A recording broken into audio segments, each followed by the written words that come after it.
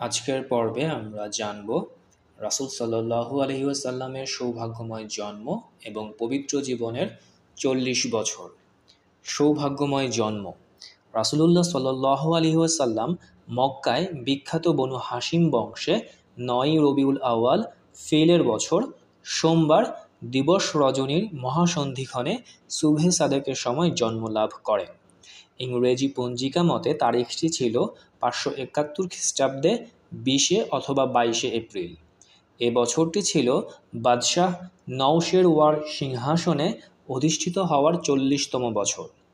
বিশিষ্ট শিক্ষাবিদ মোহাম্মদ সুলাইমান মনসুরপুরী সাহেব রহমাতুল্লাহ আলাইহি এর অনুসন্ধানলব্ধ সঠিক অভিমত হচ্ছে এটাই।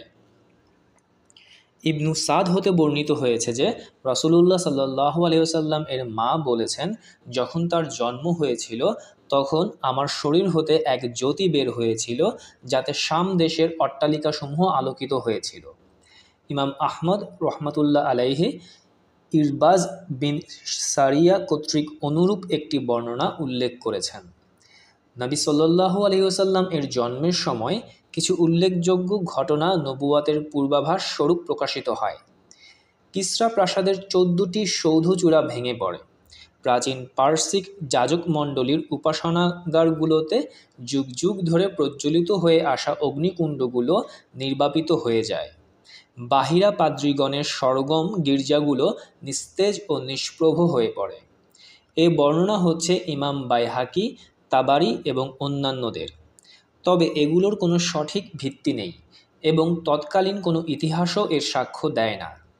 সন্তান ভূমিষ্ঠ হওয়ার পরপরই বিবি আমিনা আব্দুল মুত্তালিবের নিকট তার পুত্রের জন্মগ্রহণের শুভ সংবাদটি প্রেরণ করেন।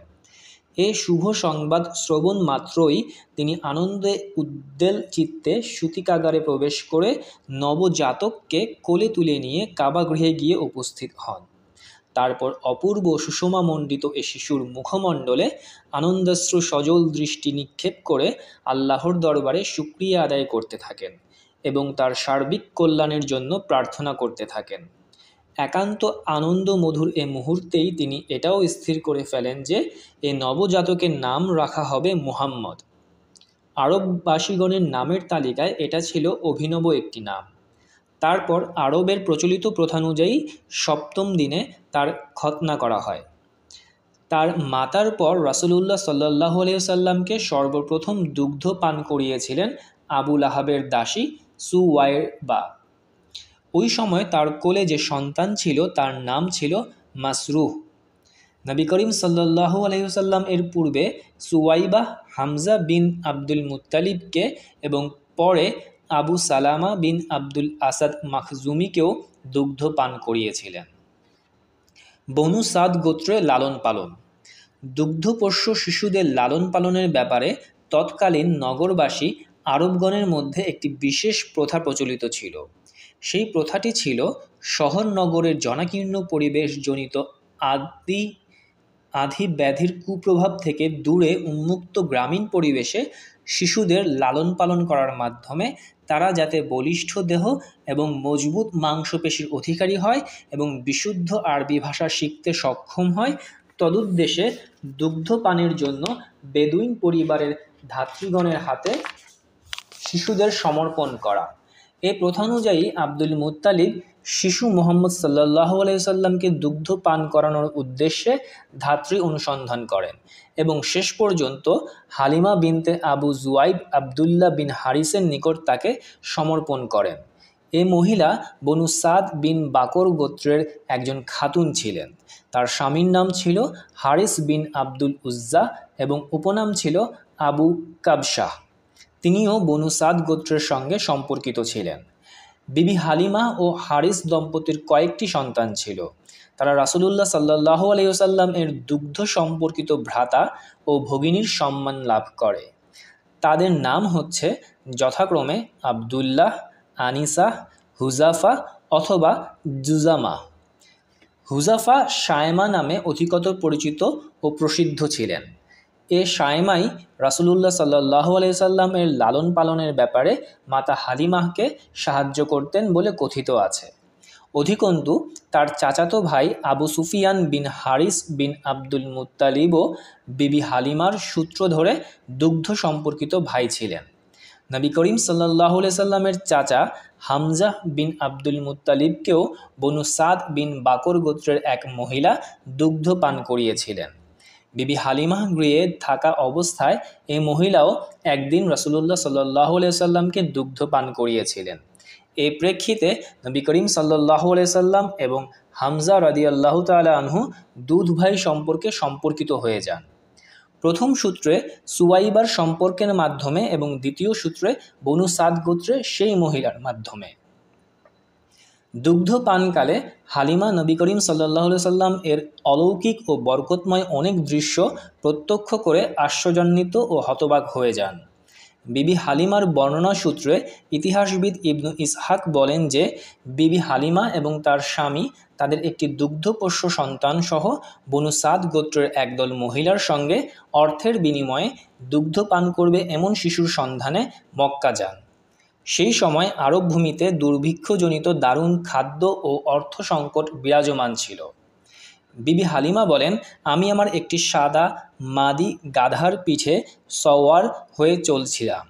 আমার সঙ্গে উটও ছিল, কিন্তু কি আল্লাহর মহিমা যে উটের ওলান থেকে এক বিন্দুও দুধ বের হচ্ছিল না। আমার বুকেও শিশুটির জন্য এক বিন্দু দুধ ছিল না। এদিকে ক্ষুধার তাড়নায় শিশুটি এতই ছটফট করছিল যে সারাটি রাত আমরা ঘুমাতে পারিনি। এমতাবস্থায় আমরা বৃষ্টি ও সচ্ছলতার আশা ভরসা নিয়ে প্রহর গুনছিলাম, কিন্তু অবস্থার তেমন কোনো উন্নতি না হওয়ায় অবশেষে উপায়ান্তর না দেখে পুনরায় আমরা পথ চলা শুরু করলাম। আমি আমার মাদি গাধাটির উপর সওয়ার হয়ে পথ চলতে থাকলাম। গাধাটি ছিল খুবই দুর্বল। তার দুর্বলতা এবং শক্তিহীনতার কারণে সে এতই ধীরে ধীরে চলতে থাকলো যে এতে কাফেলার অন্যেরা অত্যন্ত বিরক্ত এবং বিব্রত বোধ করতে থাকলো। যা হোক, এমনভাবে এক অস্বস্তিকর অবস্থার মধ্য দিয়ে আমরা মক্কায় গিয়ে উপস্থিত হলাম। তারপর আমাদের দলে এমন কোনো মহিলা ছিল না যার নিকট শিশু নবী সাল্লাল্লাহু আলাইহি সাল্লামকে দুগ্ধ পান করানোর প্রস্তাব দেয়া হয়নি। কিন্তু যখনই তারা জানতে পারল যে শিশুটি পিতৃহীন ইয়াতিম, তখনই তারা তাকে গ্রহণ করতে অস্বীকার করল। কারণ দুগ্ধদানের জন্য দুগ্ধপোষ্যের পিতার নিকট থেকে উত্তম বিনিময় লাভের প্রত্যাশা সকলেরই, কিন্তু এক্ষেত্রে তেমন কোনো সম্ভাবনাই নেই। মা বিধবা, দাদা বৃদ্ধ, এই শিশুকে লালন পালন করে তার বিনিময়ে কী বা এমন পাওয়ার আশা করা যেতে পারে? ইতস্তত করে এসব কিছু ভেবে চিনতে দলের কেউই তা নেয়ার আগ্রহ প্রকাশ করল না। এদিকে দলের অন্যান্য মহিলা যারা আমার সঙ্গে এসেছিল তারা সকলেই একটি করে শিশু সংগ্রহ করে নিল। অবশিষ্ট রইলাম শুধু আমি। আমার পক্ষে কোনো শিশু সংগ্রহ করা সম্ভব হলো না। ফিরে যাওয়ার সময় যতই ঘনিয়ে আসতে লাগলো, আমার মনটা ক্রমান্বয়ে ততই যেন কষ্টকর ও ভারাক্রান্ত হয়ে উঠতে থাকলো।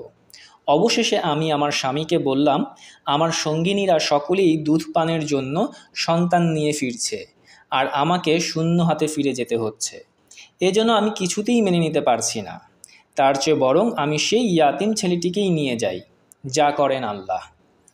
স্বামী বলেন, আচ্ছা ঠিক আছে, কোনো অসুবিধা নেই, তুমি গিয়ে তাকেই নিয়ে এসো।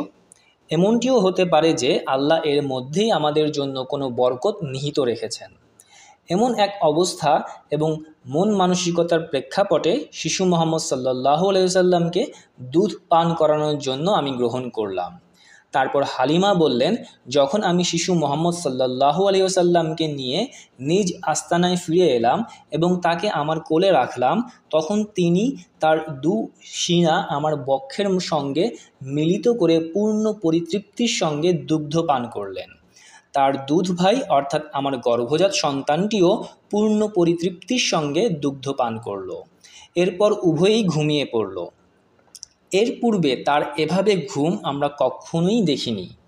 অন্যদিকে আমার স্বামী উট দহন করতে গিয়ে দেখেন যে তার ওলান দুধে পরিপূর্ণ রয়েছে। তিনি এত বেশি পরিমাণে দুধ দহন করলেন যে আমরা উভয়ই তৃপ্তির সঙ্গে পেট পুরে তা পান করলাম এবং বড় আরামের সঙ্গে রাত্রি যাপন করলাম। পূর্ণ পরিতৃপ্তির সঙ্গে রাত্রিযাপন শেষে যখন সকাল হলো, তখন আমার স্বামী বললেন, হালিমা, আল্লাহর শপথ, তুমি একজন মহাভাগ্যবান সন্তান লাভ করেছ। উত্তরে বললাম, আল্লাহর শপথ, অবস্থা দেখে আমারও যেন তাই মনে হচ্ছে। হালিমা আরও বলেন যে এরপর আমাদের দল মক্কা থেকে নিজ নিজ গৃহে ফেরার উদ্দেশ্যে রওনা দিল। শিশু মোহাম্মদ সাল্লাল্লাহু আলাইহি সাল্লামকে বুকে নিয়ে আমার সেই দুর্বল এবং নিস্তেজ মাদি গাধার উপর সওয়ার হয়ে আমিও তাদের সঙ্গে যাত্রা শুরু করলাম। কিন্তু আল্লাহর শপথ, আমার সেই দুর্বল গাধাই সকলকে পিছনে ফেলে দ্রুত বেগে সকলের অগ্রভাগে এগিয়ে যেতে থাকলো। অন্য কোনো গাধাই তার সঙ্গে চলতে পারল না।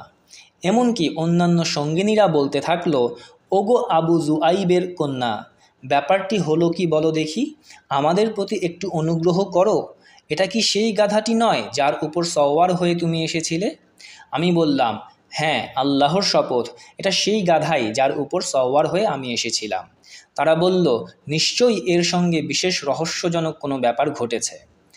এমন এক রহস্যময় অবস্থার মধ্য দিয়ে অবশেষে আমরা বনু সাদ গোত্র নিজ বাড়িতে এসে উপস্থিত হলাম। ইতোপূর্বে আমার জানা ছিল না যে আমাদের অঞ্চলের মানুষের চেয়ে অন্য কোনো অঞ্চলের মানুষ অধিকতর অভাবগ্রস্ত ছিল কিনা, কিন্তু মক্কা থেকে আমাদের ফিরে আসার পরবর্তী সময়ে আমাদের বকরিগুলো চারণভূমি থেকে খেয়ে পরিতৃপ্ত হয়ে দুগ্ধ পরিপূর্ণ ওলান সহকারে বাড়িতে ফিরে আসতো। দুগ্ধবতী বকরিগুলো দহন করে আমরা তৃপ্তি সহকারে দুধ পান করতাম, অথচ অন্য লোকেরা দুধ পেত না এক ফোঁটাও। তাদের পশুগুলোর ওলানে কোনো দুধই থাকতো না। এমন অবস্থার পরিপ্রেক্ষিতে পশুপালের মালিকেরা তাদের রাখালদের বলতেন, হতভাগারা, যেখানে বনু জুআইবের কন্যার রাখাল পশুপাল নিয়ে যায়, তোমরা কি তোমাদের পশুপাল নিয়ে সেই চরণভূমিতে যেতে পারো না? এ প্রেক্ষিতে আমাদের রাখাল যে চারণভূমিতে পশুপাল নিয়ে যেত, অন্যান্য লোকের রাখালরাও সেই ভূমিতে পশুপাল নিয়ে যেত, কিন্তু তা সত্ত্বেও তাদের পশুগুলো ক্ষুধার্ত ও অভুক্ত অবস্থায় ফিরে আসত। সে সকল পশুর ওলানে দুধও থাকতো না, অথচ আমাদের বকরিগুলো পরিতৃপ্তি এবং ওলানে পূর্ণ মাত্রায় দুধ সহকারে বাড়িতে ফিরত। প্রত্যেকটি কাজে কর্মে আল্লাহ তাআলার তরফ থেকে সব কিছুর মধ্যেই আমরা বরকত লাভ করতে থাকলাম। এভাবেই সেই ছেলের পুরো 2 বছর অতিবাহিত হয়ে গেল এবং আমি তাকে স্তন্য পান করানো বন্ধ করে দিলাম। অন্যান্য শিশুদের তুলনায় এ শিশুটি এত সুন্দরভাবে বেড়ে উঠতে থাকলেন যে 2 বছর পুরো হতে না হতেই তার দেহ বেশ শক্ত ও সুঠাম হয়ে গড়ে উঠল।